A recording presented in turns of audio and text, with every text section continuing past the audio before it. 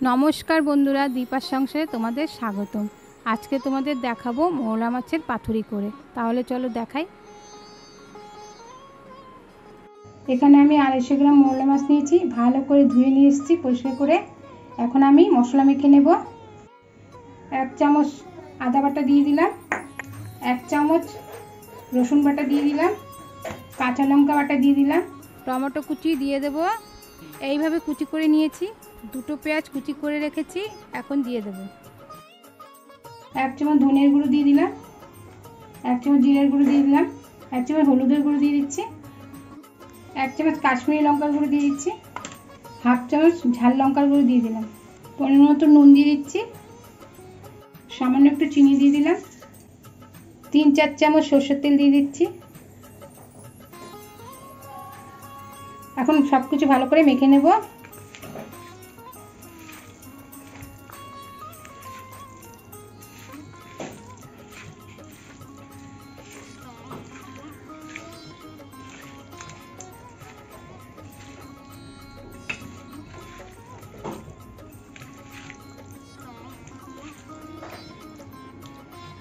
মেখে আমি 5-6 মিনিট রেখে দেব।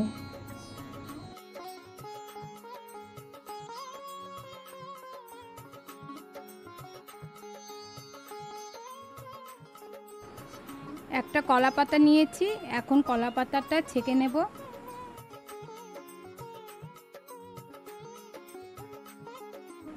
কলা পাতাটা ছেঁকে নিলে পাতাটা নরম হয়ে যাবে এবং পাতাটা ভাজ করতে সুবিধা হবে।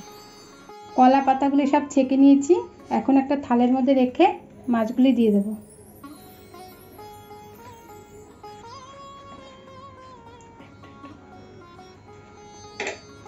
একটা নিচে দিয়েছি, একটা তার উপরে দিয়েছি। এখন সব মাছগুলি মাঝখানে দিয়ে দেব।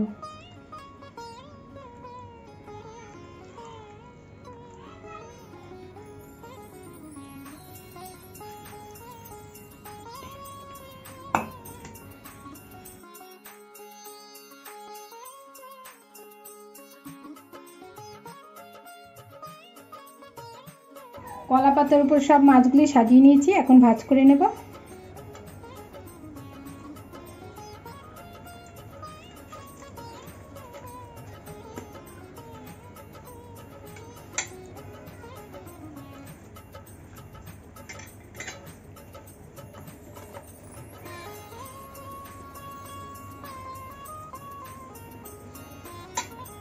এখন ভালো করে সুতো দিয়ে বেঁধে নেব।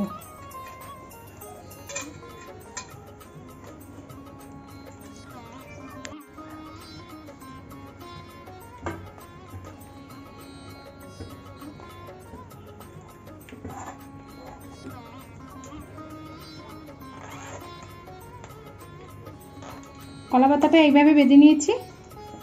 এখন গ্যাসে একটা প্যান বসিয়ে দিয়েছি। প্যানটা গরম হয়ে গেছে, এখন সরষের তেল দিয়ে দিচ্ছি। তেলটা গরম হয়ে গেছে, এখন এই কলা পাতা মোড়ানো মাছটা এই তেলের মধ্যে দিয়ে দিচ্ছি। এখন ঢেকে দিচ্ছি।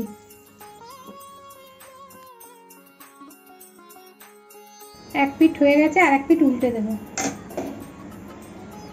একটা থাল নিয়েছি, এখন উল্টে দেব।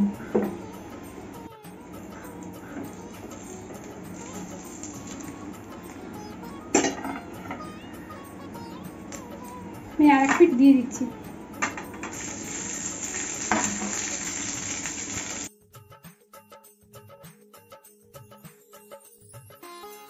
মোরলা মাছের পাতুরিটা হয়ে গেছে, এখন নামিয়ে নেব।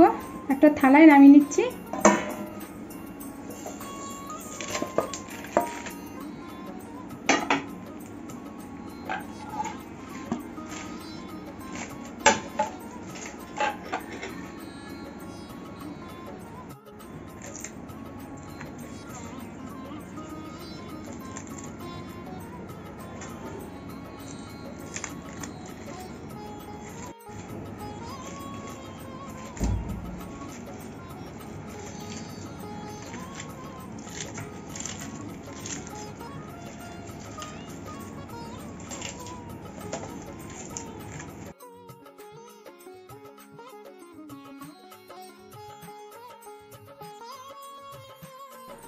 মোরলা মাছের পাতুরিটা হয়ে গেছে।